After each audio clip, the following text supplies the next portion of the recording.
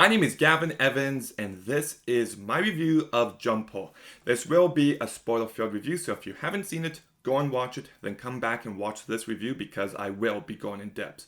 Now, a few days ago, I watched and reviewed I Am Number 4, and I'm just like, you know what? I'm in the mood for those 2000s superhero movies that aren't Marvel or DC. So I already watched and reviewed I Am Number 4.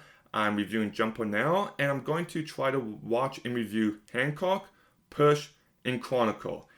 If I can think of any others, they'll be added to the list, but that's all I got for now. So this is a movie that is wildly hated. It's got 15% on Rotten Tomatoes, and I never understood it back then.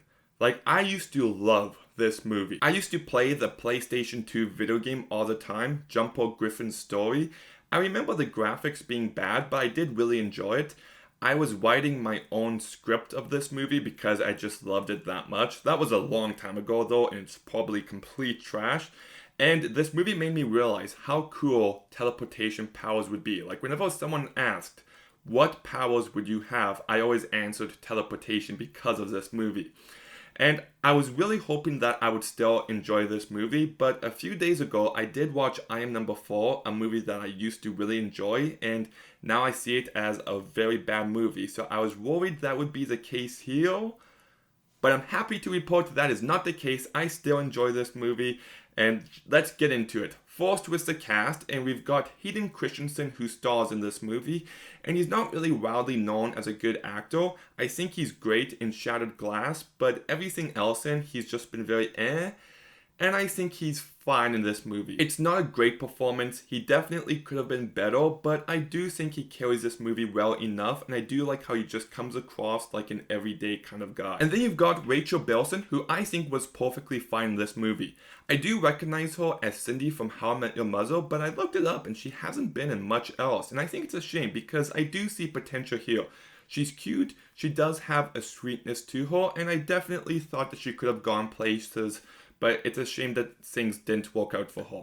Their relationship, though, I thought was a very weak aspect. The movie just cuts to them talking one time, then they go to Rome together, and you get this montage, and then he just constantly lies and manhandles her, and he just comes across as a real joke to her. That made it very difficult to get on board with this relationship. Like, if they spent more time on it, fleshed it out a bit more, and we saw some actual sweet moments between them, it would have worked much better as the emotional foundation for this movie.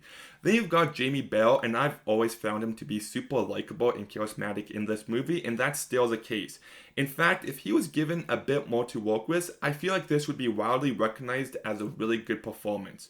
Then you've got Samuel L. Jackson as a villain, and I think he's really good in this movie. I love how seriously he takes it, and that just allows him to be all the more menacing. He's got a mission, he intends on seeing it through no matter the cost, and I just like that about him. I also really do love the philosophy behind his character, that he thinks no one should have these powers. It kind of reminds me of Lex Luthor, and I would have loved to see that explored a bit more. But this villain does create for some great action sequences. I was surprised at just how tense these action moments were. Like, when the first fight scene ends between David and Roland, I was just like, wow, he barely survived. I really felt the tension and the stakes, and that just made it all the more interesting. The fact that these villains have these weapons that neutralizes their powers really makes you feel hopeless for them in certain moments, and that just really worked for me. I also love how they use the teleportation in certain moments, like when they're riding a car down the street and they keep teleporting the car from here to there to here to there, and then how he'll bring a vehicle with him to a battle, or when Griffin is attacking Roland and he keeps jumping on his way there. I thought that looked really cool. So I really think there's some creativity behind the action sequences, and I love how when David first uses his powers, he's very messy, he's not good at controlling them, and you can just see that. He'll teleport someplace and it's just a giant mess. But then as we see him in his day-to-day life, he's really mastered the usage of them. You'll see him in the kitchen, jumping to the couch, jumping to the next spot on the couch, and it just looks very smooth, and you just get the sense that he's really mastered his powers. And I do like lots of the world building on display here with the jumpers and the paladins. I do think there's some really interesting stuff in all the weapons they use and how they have this machine that allows them to go through the portal that the Jumpo leaves behind and how Jumpos can go through their portals. I think there's lots of great stuff on display here. Absolutely, no doubt about it. And the CGI for the most part looks really good. Like when he's teleporting into the library, you buy into it. It feels like he actually did that. Now, when he's on top of Big Ben or on top of the pyramids, it does look very green screen. You don't buy into it. But when the action stays small scale, the CGI did impress me. I also really like the soundtrack to this movie. It definitely feels like it was directed by Doug Liman, the director of The Bourne Identity, because there's just a few musical notes here that just felt like a Bourne movie. And then they've also got this one song by The Fray, and I definitely remember this song. It's Look After You, and it's the song that introduced me to The Fray, and I love them then and I love them now, and I'm very thankful that this movie did introduce me to them. And I love the way this movie starts off. Like within 5 minutes, you understand the characters, their relationship, and you've got David discovering his powers, and they just get right into it.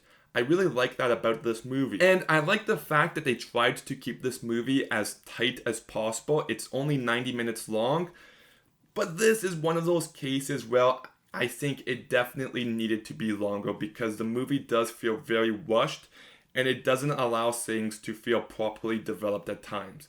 Like David's relationship with his dad, you gain an understanding of how it is at the very start, but it doesn't work as a good emotional core. So later on, when his dad sacrifices himself instead of giving Roland any answers, and the dad dies, I just felt nothing.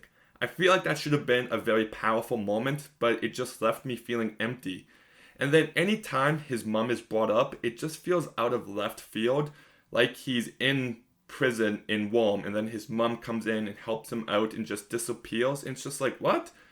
Like, I don't know why that stuff was needed. I don't think it added anything. In fact, it kind of feels like something that was supposed to be in the sequel, but maybe they canceled the sequel, so they just put it here for the sake of it. I don't know, but it really doesn't work for me. But yeah, this is still a perfectly entertaining movie. Is it great? No. Does it have issues? Sure, but I still think for what it is, I enjoy it.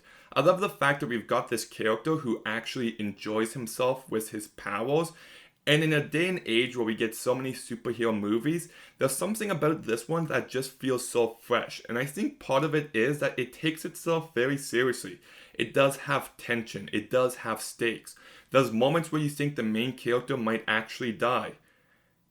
And that provides for some great action. I also love the usage of the powers. I love the world building. There's a good story here that just needed some more time to make it really great. If the actors had a bit more to work with, if the main relationship was developed a bit better in a way that didn't feel so creepy, if the movie just spent a bit more time fleshing everything out, then I think we could have had a really great movie. But what we got is a fine, enjoyable movie. So I'm going to go ahead and give Jumpo a 6 out of 10. I wish you would step back from that ledge, my friend.